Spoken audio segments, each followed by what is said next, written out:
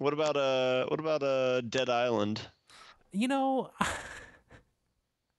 I don't I don't think that's not going to be nearly as good as people think. I know there's a lot of buzz for it There's a lot of buzz. I'll give them some credit. That for the initial launch trailer trailer. that they put out, that was amazing. Yeah. But notice there was no gameplay in that.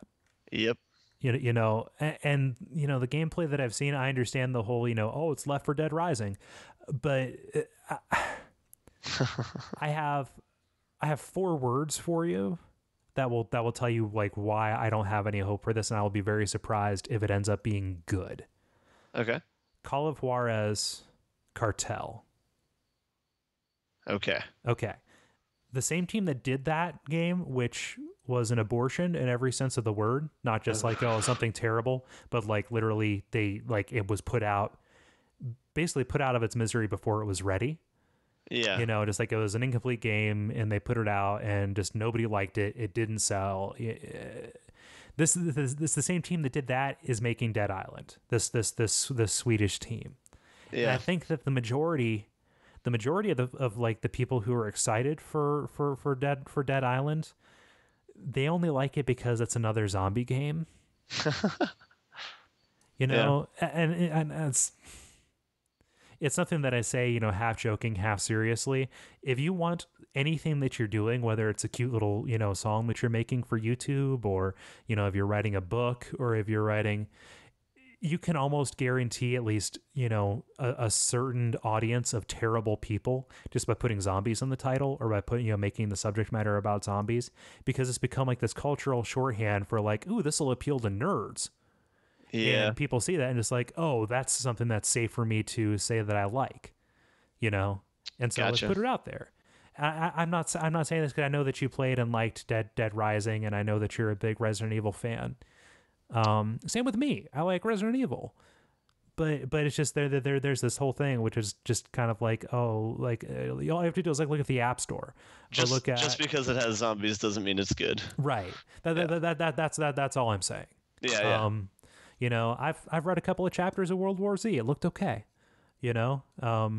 But George Romero is not God, and that to me strikes of both. It reeks of both laziness and cynicism on the part of the content creator, because like again, cultural shorthand, and also laziness on the hands of the consumer, which is, this has zombies, so I like it. It's very much the same as, ooh, this has military guys shooting brown people, so I like it. Whether it's about movies or video games or something like that, just not interesting. Yeah. I used to be a big believer in the horror genre, and even like zombie movies to a certain extent. This is allegory. It's like all good sci-fi is, it's not talking about like the future, but it's talking about now. Like Okay. like Cat's Cradle, sci-fi story, one of the best books ever written. That is not a book about banana republics in the Caribbean. It's not a book about Ice Nine and the world ending. It's a book about the creation of the atomic bomb. Yeah. We ran away from your initial question, and probably made it some people angry. I don't know. Did I make you angry with that? Was I? Me? Yeah. No. Okay. So Not Dead at all. Island, I don't know. I haven't seen anything out of that. I mean, are you excited for it? No. Okay. Not anymore. No, I'm just kidding. I'm just kidding. I talked you out of it. No, and I'm whenever I say something like that, and whenever I say, oh, that's going to be bad, know that I want to be pleasantly surprised. I want to be proven wrong, because I don't Yeah. like bad games. I think bad games are bad for us. Except for when they're good for us, and that like, oh, we should never do that again. But there's a What? certain amount of zombie saturation. Yeah. Yeah. Especially in Yeah. the recent years. Yeah. You sound like you're about to ask, like, give me an example of when a bad game could be good for us. Yes. Okay. As you know, I'm a big fan of terrible survival horror games, Mm-hmm. and I will play them because I like the genre and I like the stories, and I think the worse a game is, the scarier it is, because like, oh, this is broken, or this is just weird, or this is so off to the fringes that they're not, afraid to take some kind of risk. But by playing those and seeing like, oh, this is such a terrible, they made such terrible decisions, it makes it easier for me to identify when somebody makes a good decision, because, oh, they actually have like reasonable checkpoints, or, oh, this scenario design or this puzzle was well thought out, Yeah. when they do it right. So when I say that a bad game can be as good or as worthwhile to play as a good game, it's it's contrast, right? Yeah. Yeah. Yeah.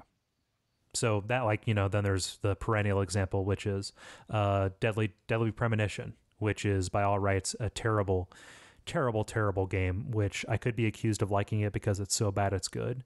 But I think that I ultimately like it because they knew it wasn't going to do well, so they felt kind of free to make it as wacky and off the wall as possible.